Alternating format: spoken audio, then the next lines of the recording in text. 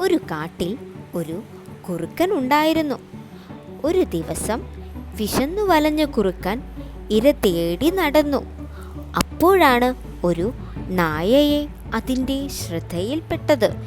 വേഗം തന്നെ അതിനെ പിടിക്കാനായി കുറുക്കൻ നായയ്ക്കു പിന്നാലെ പാഞ്ഞു.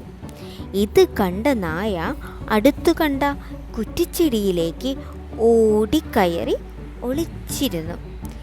ശേഷം കുറുക്കൻ തന്നെ പിടിക്കാനായി എന്തെല്ലാം ചെയ്യുന്നുണ്ടെന്ന് വീക്ഷിച്ചുകൊണ്ടേയിരുന്നു.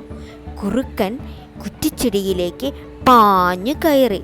എന്നാൽ പിടുത്തം കിട്ടാതെ കുറുക്കൻ താഴെ വീഴാനാഞ്ഞു. എങ്കിലും കുറ്റിച്ചെടിയിലുണ്ടായിരുന്ന മുള്ളിലും വള്ളിപ്പടർപ്പിലും കുറുക്കൻ തടഞ്ഞു നിന്നു.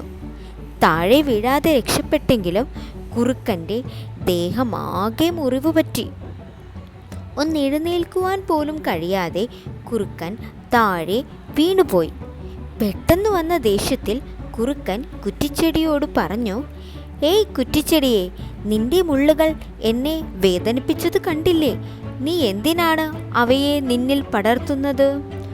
കുറ്റിച്ചെടി വേഗം തിരിച്ചു പറഞ്ഞു, "കുറുക്കാ, നീ താഴെ വീഴാൻ പോയപ്പോൾ നിന്നെ തടഞ്ഞു നിർത്തിയത് എൻ്റെ മുള്ളുകളാണ്. നിന്റെ കഴിവുകേടിന് എൻ്റെ മുള്ളുകളെ